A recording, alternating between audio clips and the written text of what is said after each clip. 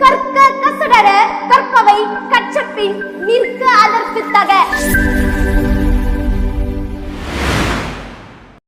எண்ணம் போல் வாழ்க்கை அறக்கட்டளை சார்பில் உயர்கல்விக்கான வழிகாட்டி. Hi, hello students. ஐடி கம்பெனியில் வேலை பார்க்கணும்னு ஆசை. ஆனால் இந்த கோடிங் ப்ரோக்ராமிங்லாம் பார்த்தாலே தலை சுத்துதா? கோடிங் இல்லாமலேயே மாதம் ஒரு நல்ல சம்பளத்தில் ஐடி துறையில் ஒரு கலக்க ஹார்ட்வேர் அண்ட் நெட்வொர்க்கிங் ஒரு சூப்பர் சாய்ஸ். இந்த துறையில் ஆரம்பத்திலேயே ஆண்டுக்கு 3 லட்சம் ரூபாய் வரை சம்பாதிக்க முடியும்னு சொன்னால் நம்புவீங்களா? ஒரு ஃபிசிக்கல் சர்வரில் எப்படி பல வர்ச்சுவல் மெஷின்ஸ்களை எப்படி ரன் பண்ணுறது, டேட்டா லாஸ் ஆகாமல் இருக்க RAID கான்ஃபிகரேஷன் எப்படி பண்ணுறதுங்கிறது, நெட்வொர்க்கிங்கில் IPv4 மற்றும் IPv6 அட்ரஸிங் முறைகள், சப்நெட்டிங் மூலமா. அக்கா போதும் ஒன்றுமே புரியலக்கான்னு சொல்கிறீங்களா? ஓகே, சிம்பிளாக ஈஸியாக சொல்கிறேன்.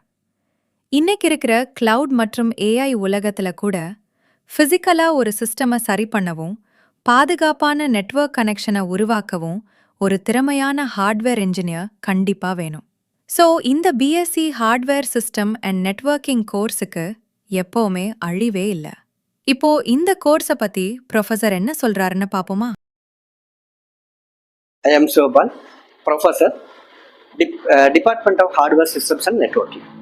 ஸோ இந்த டிபார்ட்மெண்ட்ஸை பொறுத்த வரைக்கும் வந்து பார்த்தீங்கன்னா ஐடியில் வேலைக்கு போகணும். ஆனால் வந்து பார்த்தீங்கன்னா எனக்கு கோடிங் வந்து வர கோடிங்னாவே ரொம்ப கஷ்டம். என்னால் கோடிங்கே படிக்க முடியாது அப்படின்னா அப்போ அதுக்கு ஆல்டர்னேட்டிவாக எது பண்ணலாம் அப்படின்னு நம்மளுடைய கோர்ஸ் ஹார்ட்வேர் சிஸ்டம்ஸ் அண்ட் நெட்வொர்க்கிங்கிற கோர்ஸ். ஸோ இந்த கோர்ஸில் ஃபுல் அண்ட் ஃபுல் என்ன அப்படின்னா ஒரு டெஸ்க்டாப்பாக இருக்கட்டும், லேப்டாப்பாக இருக்கட்டும், ஸோ அதில் இருக்கிற டிவைசஸ் என்னென்ன காம்பனன்ட்ஸ் இருக்குது, அந்த காம்பனன்ட்ஸ் ஃபால்ட் ஆயிடுச்சு எப்படி ரெக்டிஃபை பண்ணணும், எப்படி ரெக்டிஃபை பண்ணுறது, என்னென்ன காம்பனன்ட்ஸ் இருக்குதுன்னு ஃபர்ஸ்ட் ஐடென்டிஃபை பண்ணிக்கணும், அது எப்படி ரெக்டிஃபை பண்ணணும். ஸோ இந்த கோர்ஸ் வந்து மேஜரான பேப்பர்ஸ் வந்து பார்த்தீங்க அப்படின்னா micro processor, binary systems, PC assembling, இந்த சிஸ்டம் வந்து அசம்பிள் பண்ணுறது எப்படி, நெக்ஸ்ட் வந்து பார்த்தீங்கன்னா சர்வர் எப்படி கான்ஃபிகர் பண்ணுறது, ஐடி இன்ஃப்ராஸ்ட்ரக்சர்ஸ் வந்து எப்படி பண்ணுறது, ஒரு லேன் இல்லை வேன், VPN-ஆக இருக்கட்டும், சர்வர்ஸோட ஃபயர்வால் சர்வர் இதெல்லாம் எப்படி கான்ஃபிகர் பண்ணுறது அப்படிங்கிறது இந்த கோர்ஸோட மெயின் அப்ஜெக்டிவ். ஃபார் எக்ஸாம்பிள் இந்த கோர்ஸ் ஃபார் எக்ஸாம்பிள் இந்த சிஸ்டத்தை நம்ம அசம்பிள் பண்ணுறோம் அப்படின்னா ஃபர்ஸ்ட் இதில் நமக்கு என்னென்ன காம்பனன்ட்ஸ் இருக்குன்னு நமக்கு வந்து தெரியணும். ஸோ இது என்ன காம்பனன்ட்ஸ், இது பவர் யூனிட், இந்த பவர் யூனிட் வந்து எப்படி பவர் சப்ளை கொடுக்குது, நம்ம எவ்வளோ இன்புட் வோல்டேஜ் கொடுக்குறோம், அவுட்புட் வோல்டேஜஸ் எவ்வளோ வோல்டேஜஸ்லாம் நம்ம வருது, ஒவ்வொரு டிவைசஸ்க்கும் வந்து எவ்வளோ பவர் யூனிட்ஸ் வந்து கொடுக்குறோம். இப்போ மதர் போர்டில் அது என்ன டைப் ஆஃப் மதர் போர்டு, என்ன ப்ராசஸர் யூஸ் பண்ணுறோம், ரேம் என்ன type of RAM, DDR4 DDR5 இப்போ லேட்டஸ்ட் எது யூஸ் பண்ணுறோம், இந்த போர்டுக்கு எது சப்போர்ட் பண்ணும். ஸோ இந்த மாதிரியான நாலேஜஸை ஸ்டூடெண்ட்டுக்கு கொண்டு வரது இந்த கோர்ஸோட மெயின் அப்ஜெக்டிவ். ஓகேங்களா?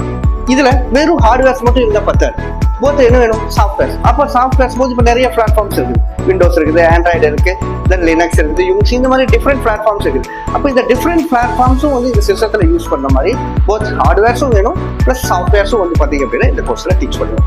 ஸோ இது ஃபுல் அண்ட் ஃபுல் வந்து பார்த்தீங்க அப்படின்னா ப்ராக்டிக்கல் ஓரியன்டட்.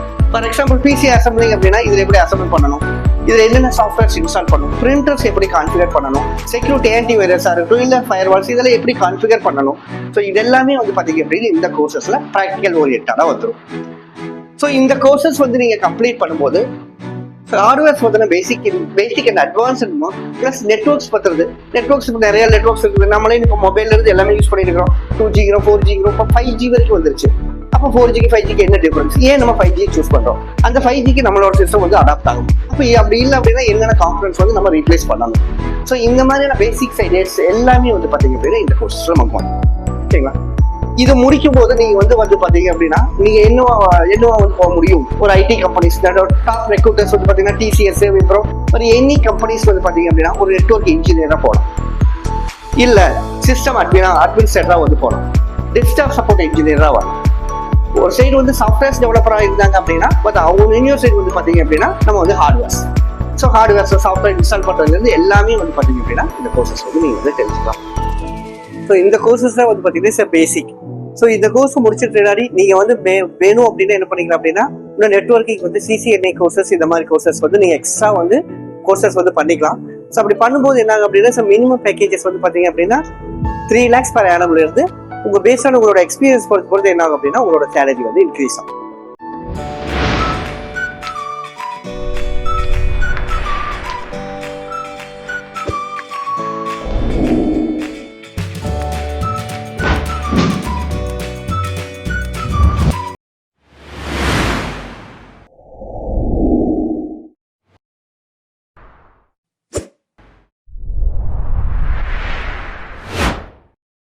என்ன ஸ்டூடெண்ட்ஸ், ப்ரொஃபசர் சொன்ன விஷயங்களை கேட்டிங்களா?